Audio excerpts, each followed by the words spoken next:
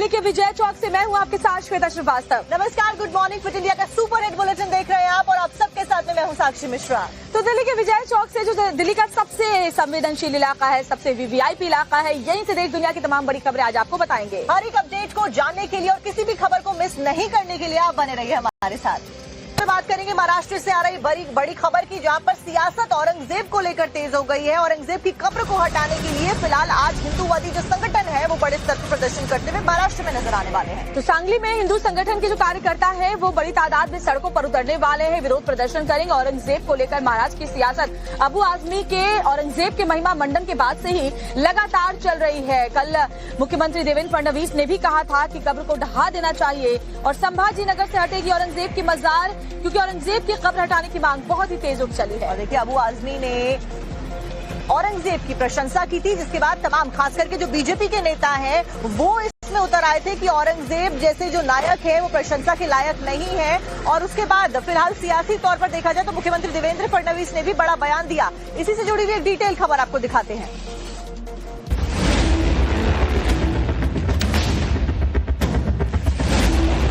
औरंगजेब की कब्र पर चलेगा बुलडोजर।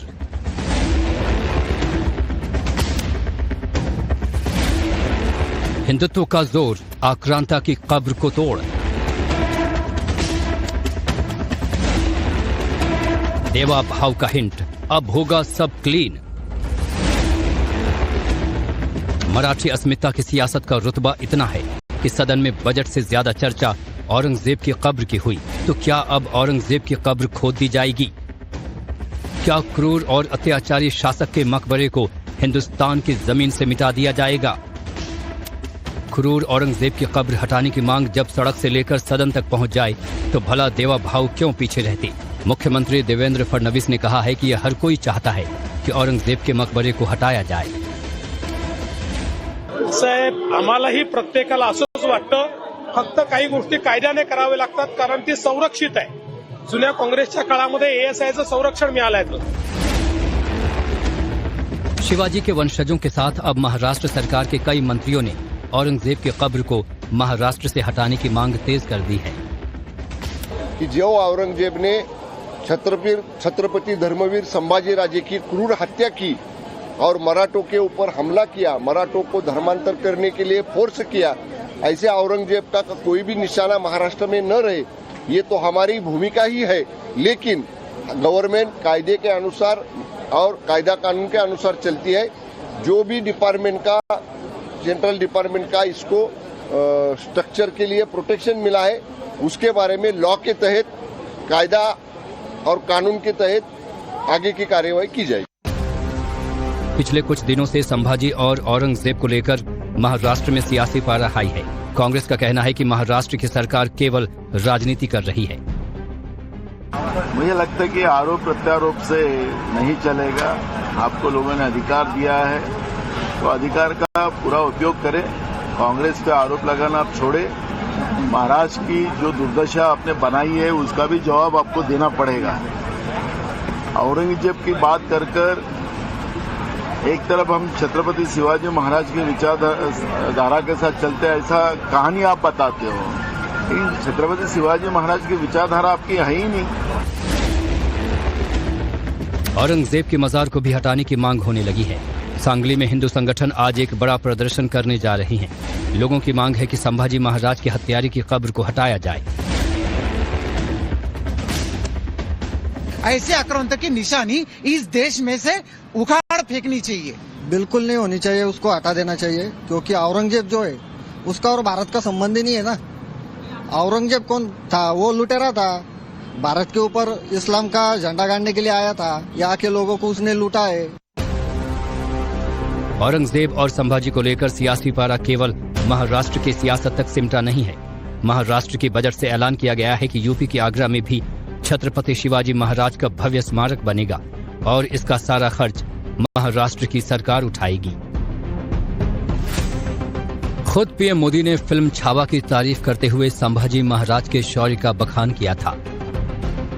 इन दिनों तो छावा की धूम मची हुई थी।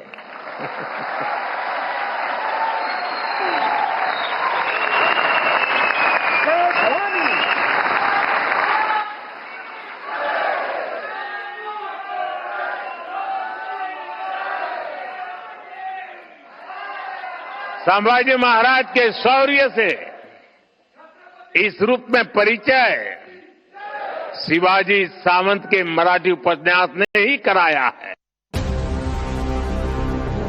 मुख्यमंत्री योगी आदित्यनाथ ने भी कहा कि ये ऐसे महापुरुष हैं जिन्होंने भारत माता की सेवा में अपना जीवन समर्पित कर दिया, वो चाहे महाराणा प्रताप हों या छत्रपति शिवाजी महाराज।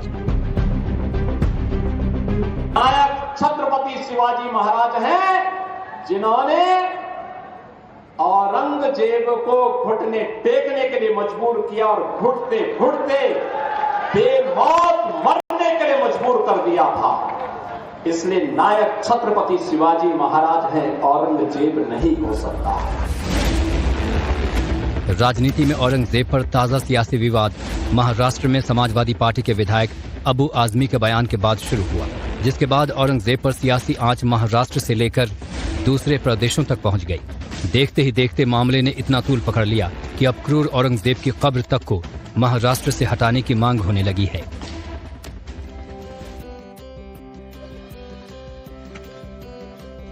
और एक बड़ी खबर आपको संभल से बताते हैं, जहां आज होली खेली जाएगी। एकादशी शोभा यात्रा के साथ जश्न की संभल में शुरुआत होने जा रही है। और देखिए, बीते दिन भी ऐसी तस्वीरें सामने आई थी जहां पर संभल में रंग भरी एकादशी के मौके पर यात्रा निकाली गई थी और होली के पर्व की शुरुआत, होली खेलने की शुरुआत इसी के साथ में संभल में फिलहाल हो चुकी है। उसी से जुड़ी हुई तस्वीरें भी आज सामने आने वाली हैं। और संभल में पुलिस ने फ्लैग मार्च भी इसको लेकर किया है और क्योंकि संभल में हालात ना बिगड़े, इसको लेकर लगातार कदम उठाए जा रहे हैं। जो होली शांति समिति की बैठक है वो भी आयोजित की गई। सीओ अनुज चौधरी की तरफ से कई बड़ी बातें भी कही गई ताकि किसी तरह की तनाव की स्थिति वहां पर ना देखी जाए। और बड़ी खबर आपको बता रहे हैं, एकादशी शोभा यात्रा के साथ जश्न की शुरुआत होगी। और देखिए, पिछले साल हुई हिंसा की वजह से संभल लगातार चर्चाओं में बना हुआ था और उसी के बाद से जो सुरक्षा के चाक चौबंद हैं वो संभल में हुए हुए नजर आए। और क्योंकि होली और जुमे की नमाज एक ही दिन पड़ रही है, इस वजह से भी लगातार पुलिस की चौकसी बनी हुई है। इसी से जुड़ी हुई एक डिटेल रिपोर्ट आपको दिखाते हैं।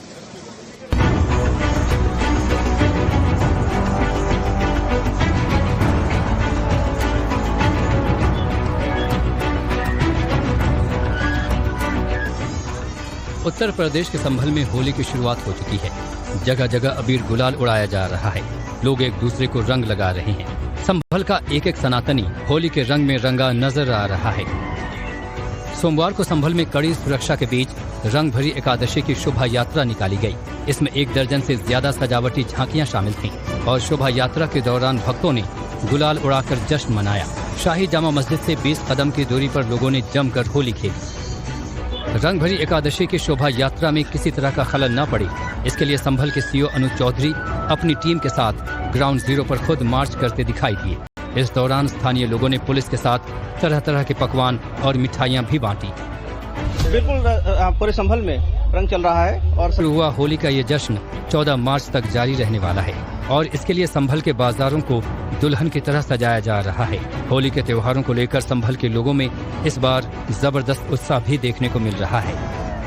आज ऐसा हो रहा है संभल के अंदर कि निर्भय होकर संभल की पब्लिक और भय मुक्त होकर, अभय होकर के संभल में भरपूर तरीके से, बहुत ही शानदार तरीके से हम लोग रंग खेल रहे हैं।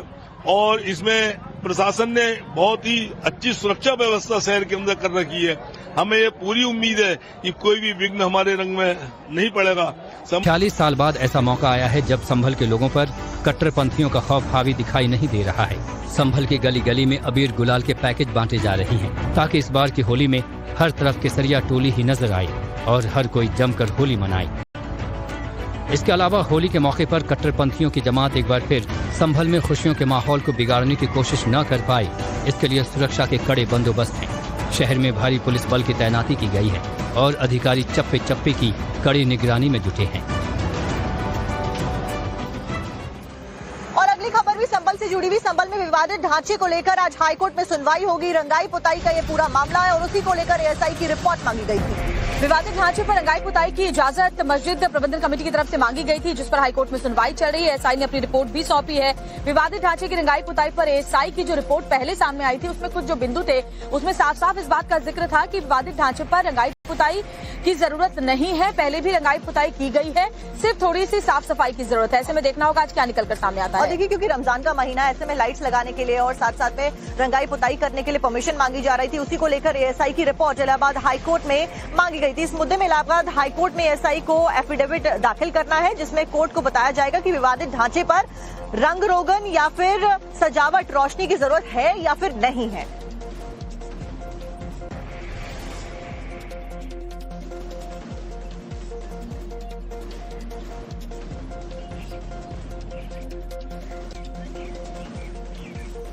और अब बात करते हैं वक्फ बिल में संशोधन की बात जब से शुरू हुई है देश में, तब से ही इसको लेकर विवाद जारी है। खासतौर पर जो मुस्लिम धर्मगुरु हैं, इसको लेकर अलग अलग तरह के बयान दे रहे हैं। और एक बार फिर से आपको बताएं, मौलाना कल्बे जवाद का बेतुका बयान सामने आया है। आपको बता दें कि शिया मुस्लिम धर्मगुरु मौलाना कल्बे जवाद ने बयान दिया है। उन्होंने कहा कि देश में हिंदुओं के 5 लाख से ज्यादा मंदिरों में जो सोना मौजूद है वो सरकार गरीब लोगों में बांट दे, जिससे हर कोई अमीर हो जाएगा। और इसी वजह से इस बयान के ऊपर सियासत भी गरमा रही है। तो बड़ी खबर आपको बता रहे हैं, कल्बे जवाद के ने वक्फ संशोधन बिल के खिलाफ बयानबाजी के लिए बाकायदा प्रेस कॉन्फ्रेंस बुलाई थी और वक्फ बोर्ड की जो असीमित शक्तियां हैं उस पर लगाम लगने की बात से ही तमाम जो मुस्लिम धर्मगुरु हैं वो कैसे बौखलाए हुए हैं आप देखिए। जबकि इसके लिए जेपीसी की बैठकें लगातार हुई, उसमें खुद ओवैसी भी शामिल रहे, सबको अपनी बात रखने का मौका दिया गया। और अब देखिए ये बेतुका बयान कल्बे जवाद की तरफ से आया है।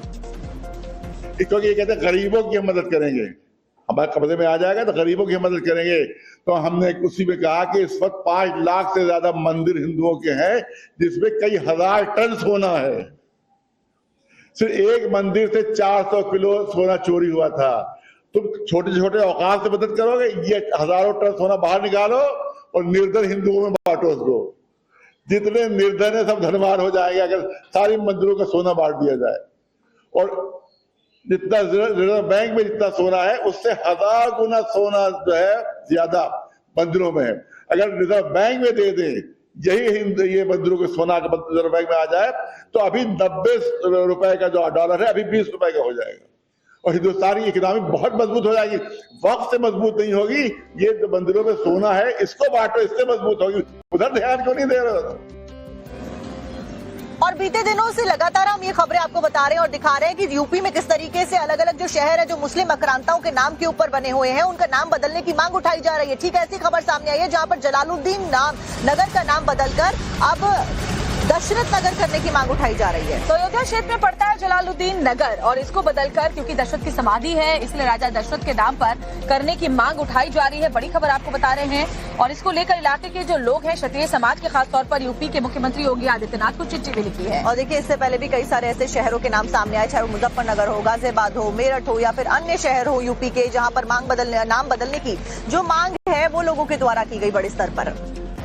राजा दशरथ की समाधि है जलालुद्दीन नगर में और इसीलिए महाराजा दशरथ के नाम पर इसका नाम किया जाए, ये लोगों की मांग है।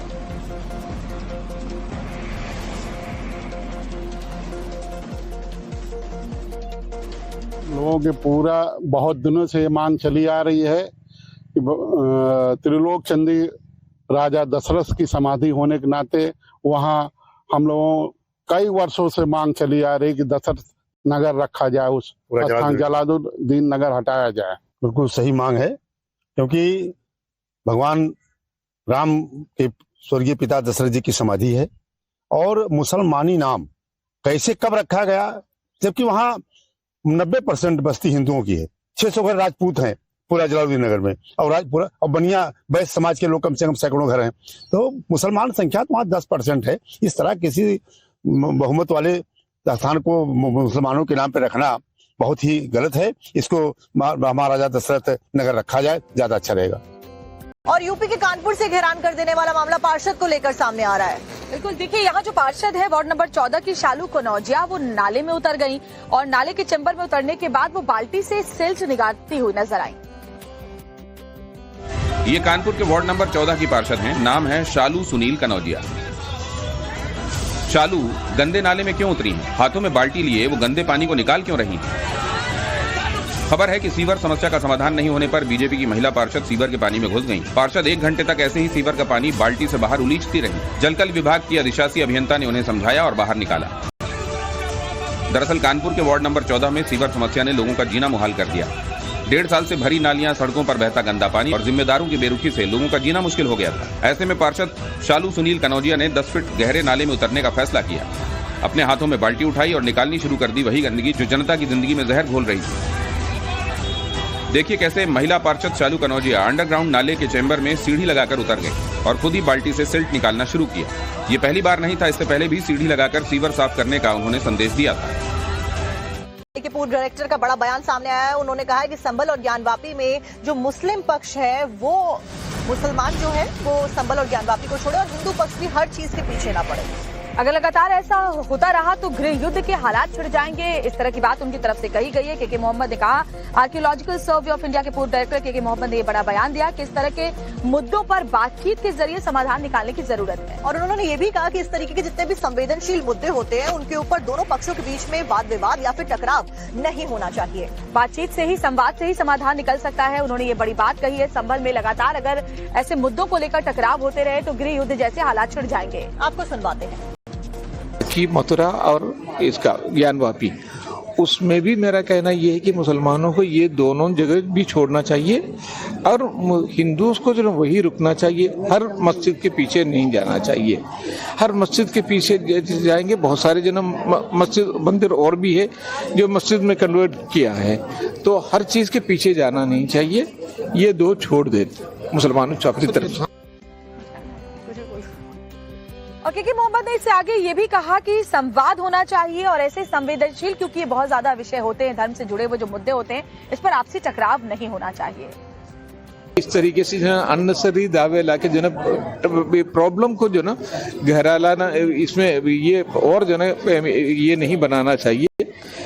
We should find out a solution, और ये नहीं कि जो ना हर एक चीज को जो ना पीछे जाके जो ना एक इश्यू बना दे, वो नहीं होना चाहिए। एक सिविल वार हो जाएगा, वो नहीं होना चाहिए, क्योंकि वो इस तरीके से प्रॉब्लम जो ना और ज्यादा क्रिएट नहीं करना चाहिए। से कई बार हैरान करने वाले मामले सामने आते हैं। ऐसा ही एक मामला सामने आया मध्य प्रदेश से। मध्य प्रदेश में कांग्रेस ने किसानों का समर्थन करने के लिए प्रदर्शन बुलाया था, लेकिन इस प्रदर्शन में कुछ ऐसा हुआ जिसे देखकर आप भी हैरान हो जाएंगे।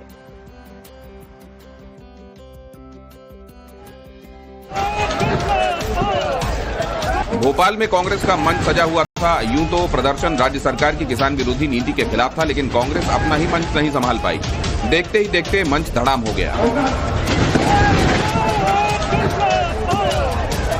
फिर क्या था, सरकार विरोधी आवाज मंच के नीचे दब गई। मंच गिरने से कांग्रेस के 7 नेता बुरी तरह घायल हो गए। कोई पैर पकड़कर बैठा था तो कोई सिर।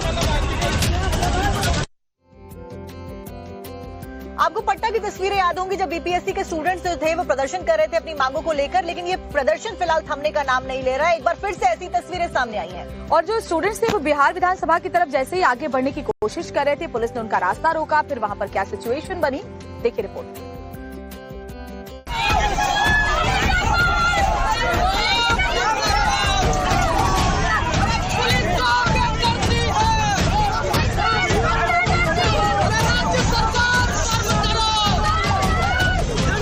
बीच सड़क हंगामा और पुलिस के साथ नोकझोंक की तस्वीरें पटना के जेपी गोलंबर की हैं। बीपीएससी पेपर लीक के खिलाफ सैकड़ों छात्रों ने आज विधानसभा मार्च निकाला। करगिल चौक से प्रदर्शनकारी छात्र विधानसभा की तरफ बढ़ रहे थे तो पुलिस ने उन्हें रोकने के लिए बैरिकेडिंग लगा दी, जिसके बाद कुछ छात्र बैरिकेडिंग तोड़कर आगे बढ़ने की कोशिश करने लगे। पुलिस ने उन्हें पकड़कर हिरासत में लिया। छात्रों ने सड़क पर चल रही गाड़ियों को रोकने की कोशिश की। ये एक डॉक्टर की गाड़ी है और प्रदर्शनकारियों ने इसकी गाड़ी को रोक लिया।